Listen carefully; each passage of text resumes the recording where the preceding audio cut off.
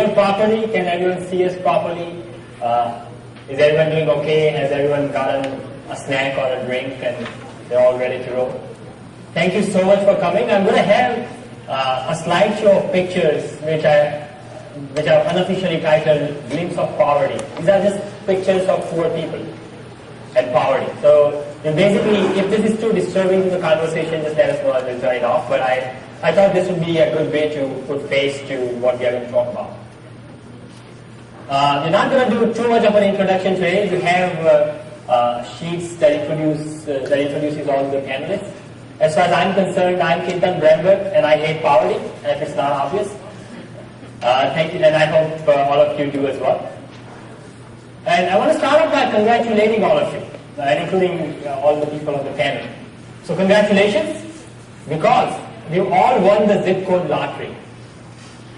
Where we live does not decide whether we live or not. We've been born in a zip code where poverty does not exist that much. Poverty is not that prevalent that our existence depends on the geography or our surroundings. So we should congratulate ourselves. But on the same hand, I also believe firmly that these statistics, more than 3 billion, more than 4 billion people living in less than $1 or less than $2 per day, extreme poverty, these numbers are just senseless.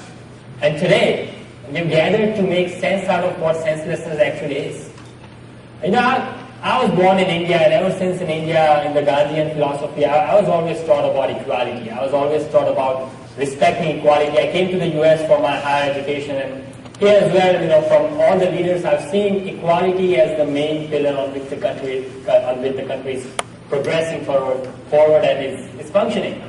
But when I look at these numbers, the poverty numbers, 15,000 people dying per day in Africa, hundreds of thousands of people, hundreds of thousands of kids malnourished across the world just because of poverty. These numbers mocks our PTs. These numbers makes a fun out of our commitment. It actually questions our concerns on the whole notion of equality. Today we have gathered to talk about poverty, to raise awareness, to understand what poverty is, to understand the causes, to understand the effects. A lot of us have been involved in various innovative solutions to poverty. Today we've gathered amongst ourselves, and we are fortunate to be in Seattle, which is sort of the hub of microfinance and anti-poverty organizations. We are very fortunate to have some of the leaders from leading global and local organizations who are working day and night to provide scalable, innovative microfinance solutions to address poverty. Very briefly, I have Peter Gladen from Grameen Foundation, Grameen Technology Center. I have Cheryl from Washington Cash. We have Dave Richards from Unitas. We have Chris Burke on the far end, and we have Dick Buxton from Global Partnerships and Chris from World Vision. I want to get going in the discussions. So I don't want to spend too much time on describing their distinguished career profiles. So please do read them in these white papers that you have. I just want to kickstart the panel by just asking the very fundamental question. And I'll start with you, Peter. What is poverty? Yes, so I think it's...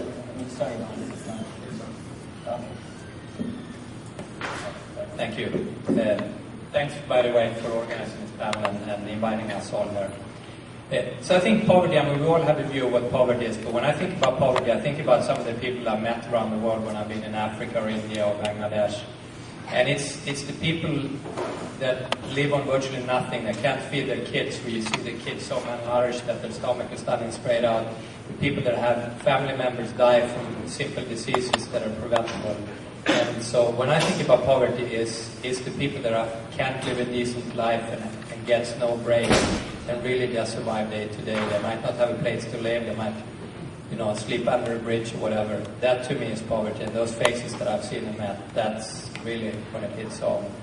Both how lucky we are, but also how many people in the world, literally billions of people that struggle day to day and try and get by on virtually nothing.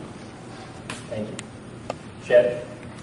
Same question. Yeah. What is poverty? I think this is the question that I'll ask everyone, essentially to understand, to make sure that where we are standing. And let me also chime in too. I'm not going to be doing most of the talking because I'm certainly not an expert on the topic, but it just occurred to me when you were saying, Peter. I think why poverty? And a lot of my friends have always asked. I've sent out tons of emails during the Giving campaign about supporting poverty as their cause. A lot of my friends have asked me, why poverty? There are so many great causes, and I agree they are all great causes. Why poverty? And to me, and I consider myself as a designer or an engineer, as most of us are at Microsoft. I think there is something very common between great designs or great pieces of engineering and great ideas. There is some sense of clarity. There is some sense of unforgetfulness. Some sense of inevitability.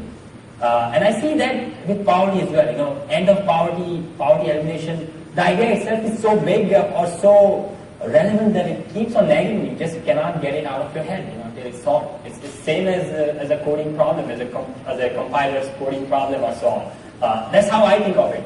And I'm sure there are certain things about why you folks are involved in poverty. So please also give some relevance into that direction as to what attracts about poverty or poverty elimination to you personally. Thank you. Okay, great. So poverty is a very complex word. There's poverty for all different reasons, and there's people who mentally live in poverty but have enough money. There's people who don't have enough money and don't consider themselves impoverished. And I've seen lots of people who live on $2 or less a day and don't think of themselves as somebody in poverty. They think of themselves as somebody who economically really struggle to get food on the table. So for me, poverty is an economic situation. It's not a person or a being. It is an economic situation when you have a hard time being able to take care of the fundamentals of your life because of your economic situation.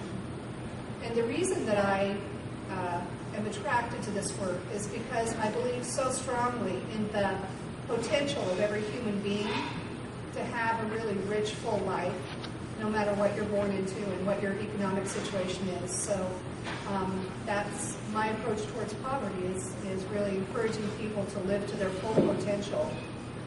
And part of that will be getting enough money to take care of all the basics to meet their human needs. Thank you. Dave? When I think of poverty, I think of people having to make Sophie's choices, which are the choices that you shouldn't have to make between whether you feed your child, whether you fix the roof, or whether you send your child to school, or all those kind of choices where we consider basic. And I think that poverty really is about giving people opportunity to fulfill their potential. Doesn't mean people are going to choose to fulfill their potential. Lots of people they don't fulfill potential, they have the economic means to do it. But it's giving people an opportunity to fulfill their human potential. Thank you. Dave? That was the word I was going to use exactly, was opportunity. As we get into the whole idea of microfinance, I think opportunity is what is important about this field. It's not as much the money, it's the feeling of empowerment and opportunity that allows people to try to fulfill some dream that they have for their children, for their family. So I see poverty as more lack of opportunity rather than lack of income, per se. Makes sense. Thank you.